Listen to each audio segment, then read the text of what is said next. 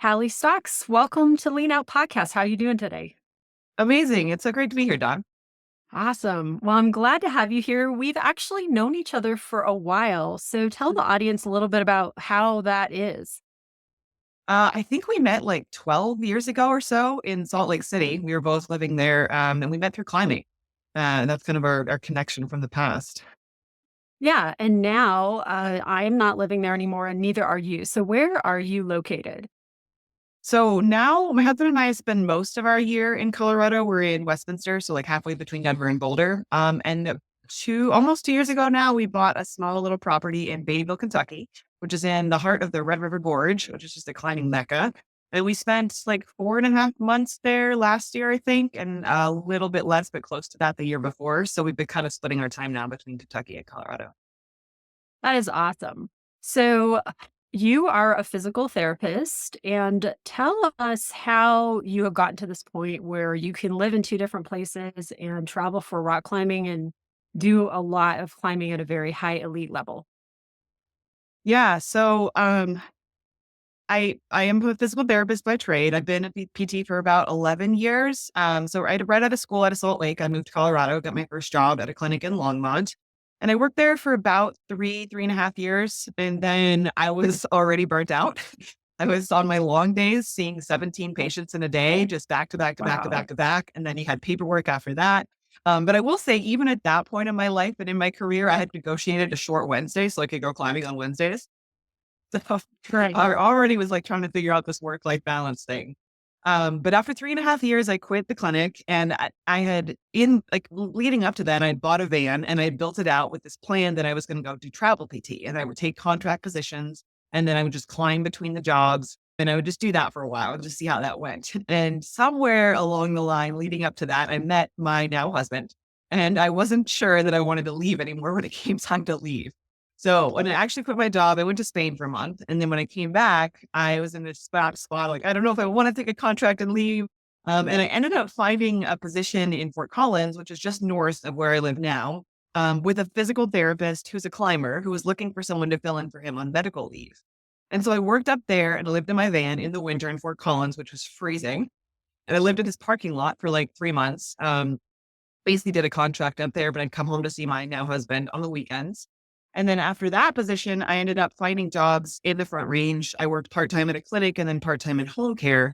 And I really wasn't sure what I was doing at that point, like where I was going to go and what was going to happen. And I did that for a few years. And eventually, what that led to was coaching because when you're treating people's pain and they're laying on the table in front of you all day, every day, they tell you everything about their life. They tell you about their stress and that they're not sleeping and that their relationships are falling apart, that they don't have time to go to the gym. They tell you about all of these things. And it's like, well, no wonder you have chronic neck pain. You know, there's so much more going on here than just your posture at your desk. And so this eventually led to health coaching and all of my first clients were patients that I was treating in physical therapy. Where like, hey, let's take this to the next level. Let's talk about your nutrition and your exercise and your sleep and let's figure this stuff out. And that's kind of what launched me into coaching. I started coaching through the PT office that I was working for. And then eventually I started my own business from there. I have so many questions and things that came up in this description. And the first one I want to ask is, have you noticed any sort of weirdness from physical therapists who say something like, well, what are you doing health coaching? Or why have you branched out in that way? A lot of people really understand PT is a burnout position. Like it's kind of sad how many PTs get burnt out quickly and they're looking for other ways to figure it out, to make things work. And the sad thing is that a lot of us actually enjoy being physical therapists. Like I like working with people's bodies and helping them to figure out, how to move their body in a better way. I love manual therapy, like my own manual skill set is a ton of fun. And that's the part I probably still like enjoy the most because I do still do some PT. But the burnout rate is very high. So I think a lot of people actually resonated and understood why I wanted to branch out and do something else. Okay. So, what is it about physical therapy? You kind of mentioned just a lot of people laying everything out on the table. What is it that lends it to being such a high burnout rate? Well, a big part of it is reimbursement rates, unfortunately, from insurance. It's not the cheapest career to become a physical therapist because the education is long and expensive. And it just doesn't pay that well unless you own your own cash pay business. And a lot of people that are working in the insurance-based models, they're just not making what they need to pay back their student debt and then, live on top of that. And unless they're working these insane hours, and that just gets hard. It gets tiring. So Yeah. it's not impossible. I mean, people do it, but it was not the lifestyle for me. I wasn't gonna work 50-hour weeks every week and just, fall into that grind.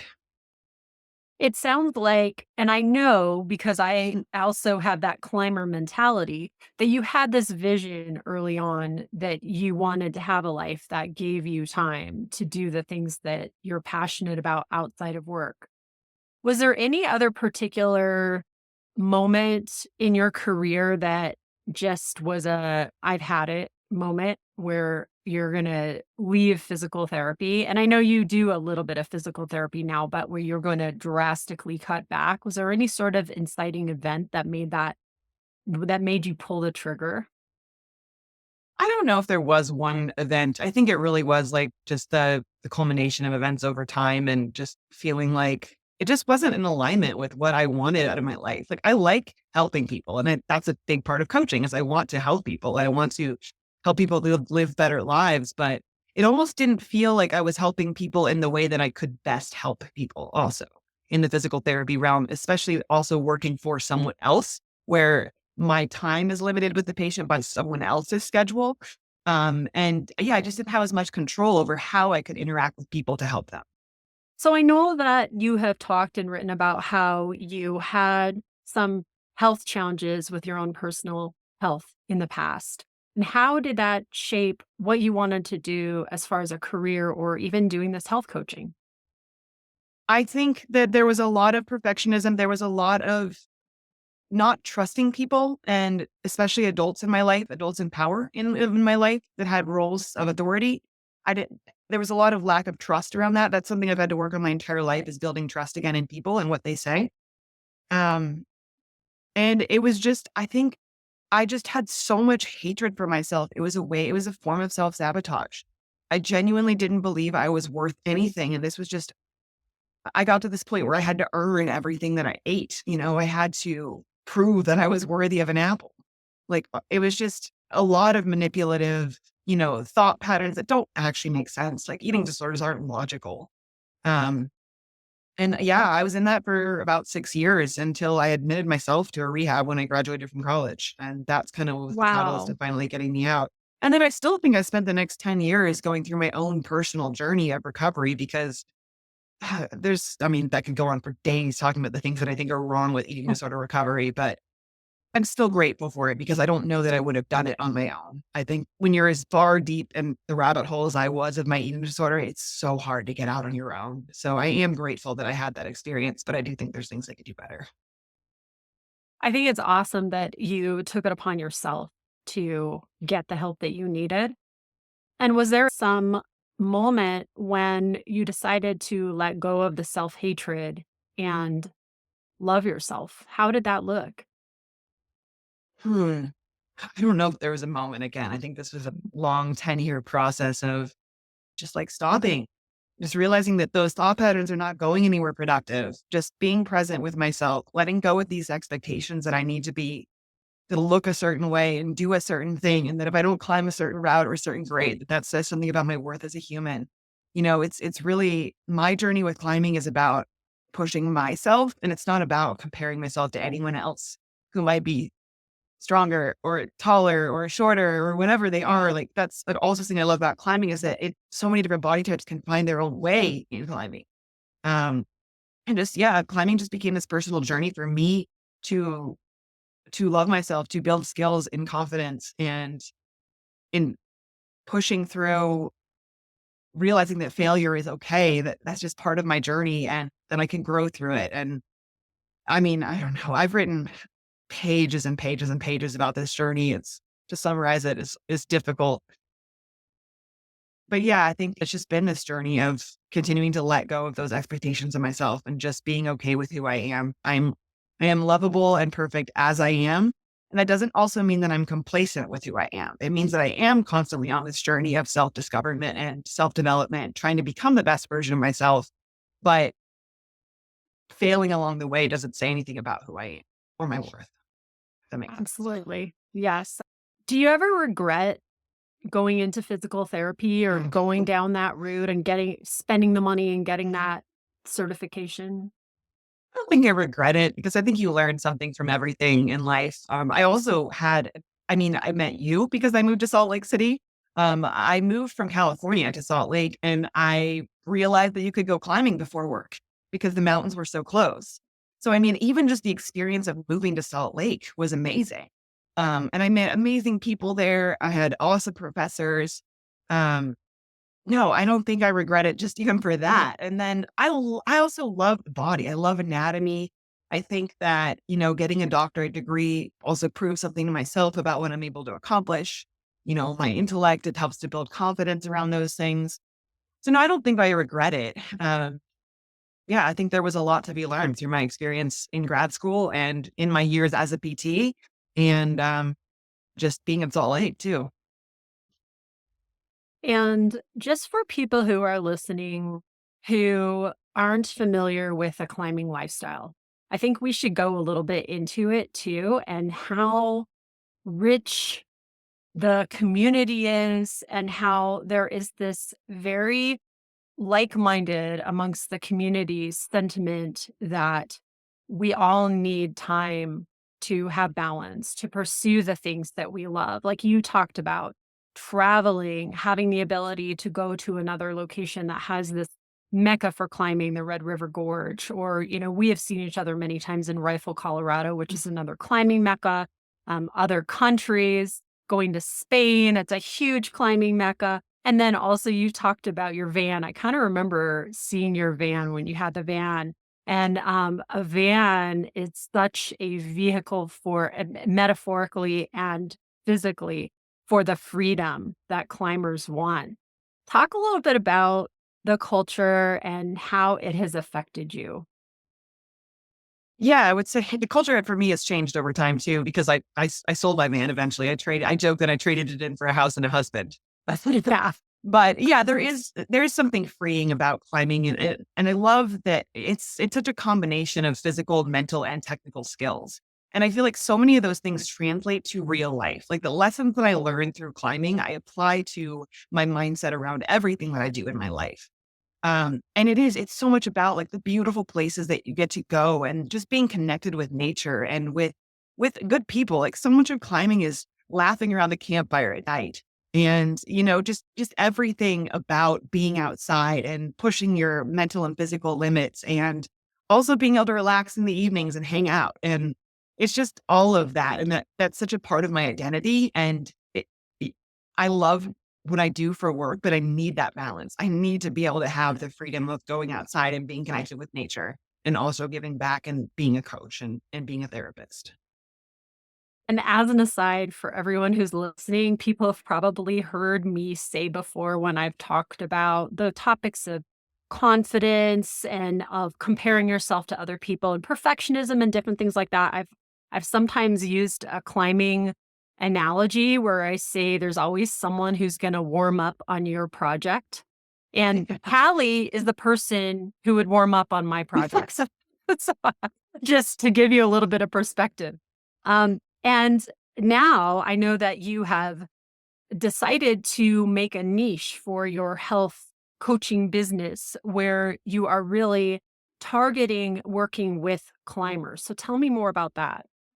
Yeah. So, I mean, I've been climbing for 21 years. It's a huge part of my life. And I think about me 21 years ago as a climber and all of the things that I've learned along the way. And that's really the client I want to work with is me like 10 to 15 years ago. I was trying to learn I was so insecure. I had no confidence. I was weak. I wasn't that strong. And I learned so much by being a climber that has taught me so much about also starting a business and, having more success in my relationships with my friends and with my husband and just so many skills that I've learned through climbing about just resiliency and confidence and strength and all of those things, those translate to life. And I think a big part of what's made me a fairly decent climber too is that I have a lot of discipline in my routines, in, my sleep habits and in how I eat and how I just build my life. And I think a lot of that has translated to making me a good climber. And so I want to work with female climbers because I am one and I really resonate with that population. But it's not just about giving them training plans. It's also about teaching them those habits and helping them to build those healthy habits that are not only going to make them better climbers, but are also going to make them healthier, happy humans. And that's really what I want for people is that balance of being able, my company is Grace and Grit. So it's a lot about but that balance of having grace for yourself, and also having that grit, being able to push hard and dig deep and have that resilience to overcome adversity in your life. And I liked how you were talking to me before we started recording about how this isn't about training and how you didn't really have any prescribed training plan ever in order to advance in climbing, and that really you relied on a lot of your healthy habits and good nutrition and treating yourself with balance and compassion. Yeah, absolutely. That's great. So, I know you do a little bit of physical therapy. Tell me what extent are you doing that nowadays? So it varies. When I was in Kentucky, I just was working for myself and I was just treating from my home and it was all climbers, which was super fun. I just marketed through some different platforms kind of in the Red River Gorge and I was just working with climbers with, chronic pains or acute injuries. And that was a ton of fun. Now that I'm back in Colorado, I do still treat a little bit out of my house. It's all like for friends and friend referrals of friends and that kind of stuff. And then I do work part-time for a home care agency as well. And what that really allows me is a lot of freedom of schedule so that I can continue to do the things that I want to do and supplement my income because I am still building my business as an integrative climbing coach. Um, so yeah, that's kind of where I'm at with PT is I still do some for myself and then I'm working for a home care agency. Has it been difficult to navigate the uncertainties of not having a good income? Does this physical therapy, uh, part-time on a very limited basis fill that role of the uncertainty of income or, like, benefits or anything like that? Can you talk a little bit about that?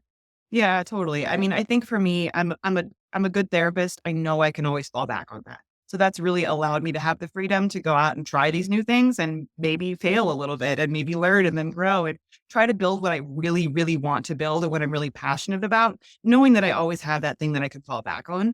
And then also realizing that, my wealth is not just financial. It is about, having social wealth and having healthy wealth and my having freedom of time. Like those things are extremely important to me. And so having enough financial freedom is also obviously important, but it's that balance of also being healthy and having time. Because I know so many people that have way more money than I do, but they're stressed out all the time and they don't have time. And it's just, I don't know. It's not, money isn't worth that much to me if I don't have my time and my health. Yes, and I think that this is another common sentiment among the climbing community, which is that it really isn't about the things that you have or the net worth that you have or the money that you have. There are many, many ways to measure wealth, and that's very well said. Mm. So, what kind of work does your husband do that he is able to travel with you and live part-time in different places? Yes, and he works full time remote. He works for an electrical engineering company. He's a drafter and designer. They do like substation designs for major power, um, so whatever, like Excel Energy, like the big power energy people. I don't know what they do, but that's sort of what he does. He was part time remote before COVID, and then when COVID hit, he was able to go full time, and that's given us a lot of freedom. Isn't it interesting how COVID really turned the tables on remote work? Because Hmm. my husband is an attorney, as you know, and even though he is not in a field of law where they typically do a lot of court appearances, when COVID happened, all of the court appearances and all of the depositions and things that were always in person, wearing suits in a courtroom, they all went remote. And a lot of things have not gone back. I mean, big major trials, you have to go to a court, but it has really freed up our life as well. And I love that. And I think it's great that you guys have been able to synergistically get that time freedom and that schedule freedom so that you can go and do these things. Yeah, I mean, and that's with coaching too. Is I have clients in New York and in Kentucky, and it's like I don't have to be physically with them to be able to work with them, which is awesome. Yeah, same thing for me. I have clients that are across the country, and Occasionally, it's a little bit difficult to schedule things when you're 2 or 3 hours apart, Sure. but it's typically it's very doable. Mhm. So, yeah. Is there anything that you wish you knew when you were younger and you were on your way to that degree that you know now? Man, I mean, I hate to be cliche, but like failure, like just being okay with it and accepting it. Like for so much of my life, it said so much about who I was and my value and my worth. And just being able to let go of that and just realize that failure is a part of the process. And like without it, you're not going to get better. You're not going to get stronger. You're not going to learn the lessons that you need to learn. And so for me, it was just it's been this progressive journey of just learning to be okay with failure and to accept it as a good thing almost. It means that I'm trying hard and that I'm gonna learn something from those failures to actually progress and become better.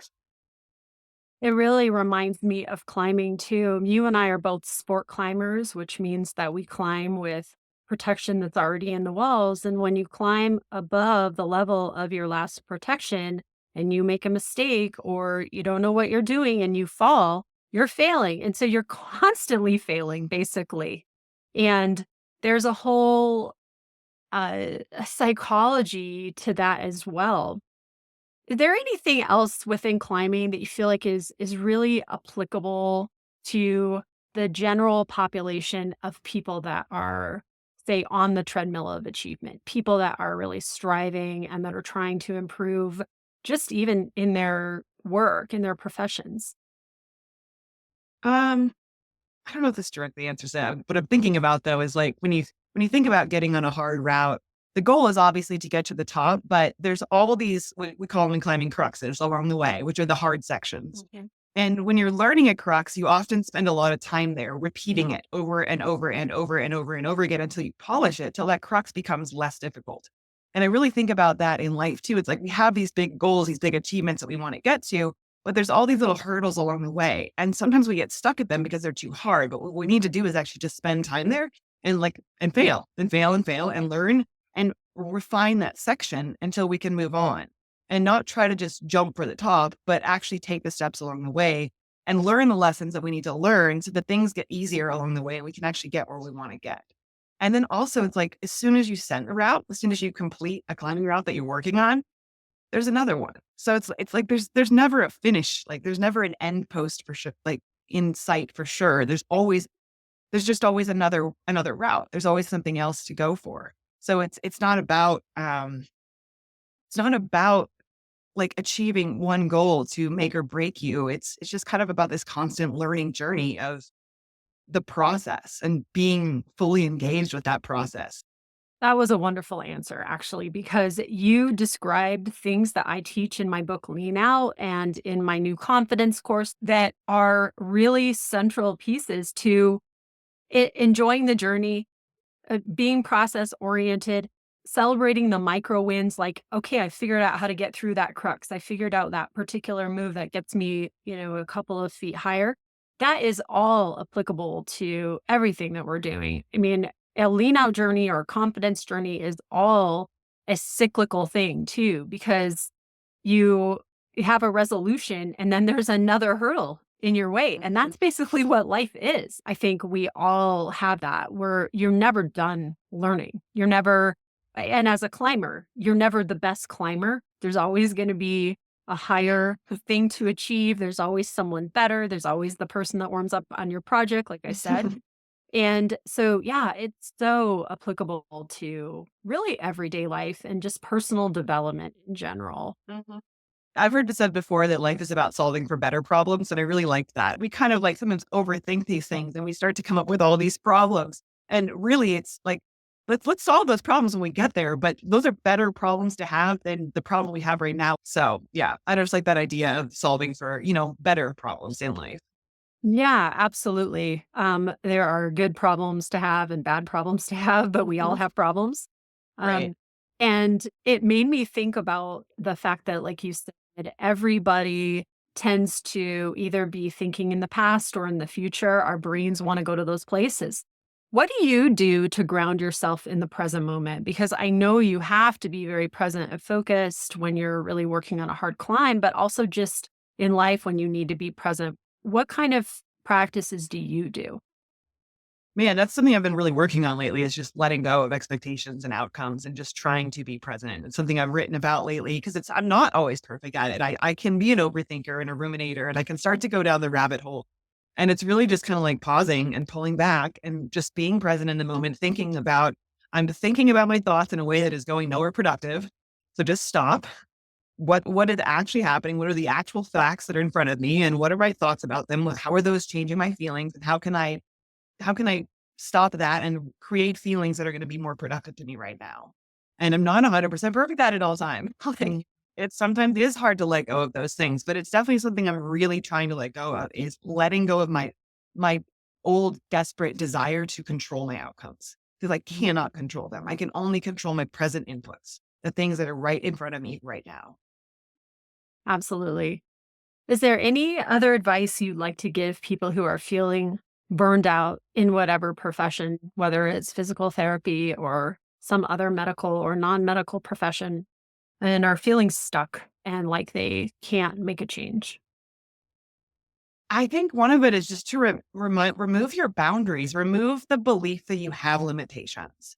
So many of us replay the same 6 months over and over and over again until we die because we're afraid to be courageous and to step out and just be uncomfortable, to take steps that are uncertain. And I think that's the only way to actually break that cycle is to go do something that's different. And I can't tell you what that thing is, but you know what it is. You have to think inside, like, what is it that you truly want from your life? Who are you? Who do you really want to be? And are the things that you're doing in your life in alignment with that description that you have of who you are and what you want? And if it's not, then how can you start to challenge those beliefs about yourself that say this is what you have to be doing for the rest of your life? Because so many of us, I think that we put these limitations on ourselves that aren't real. They don't need to be there. We can break out of that, but it does take being courageous and just stepping outside of your comfort zone and challenging those beliefs. I could sit here and talk to you forever about climbing and all of the metaphors and analogies for life, but tell us where we can find you if we want to read more about your journey. It sounds like you have a lot of reading online and where people can contact you and follow you. Yeah. My website is graceandgreatclimbing.com. So you can find me there. You can find me on the socials under my name, Halley Stocks. My eating disorder story is published on my personal blog, which I can share with you if you want a link to that. And then I have a newsletter. If you'd like to subscribe, you can do that through my website. Um, I think those are the biggest ways to contact me. Okay, great. Well, Hallie, it's been a pleasure. I'm happy to see you again, even though we're not out on the rocks. And thank you so much for sharing your wisdom. Yeah, thank you so much for having me. It was great to talk.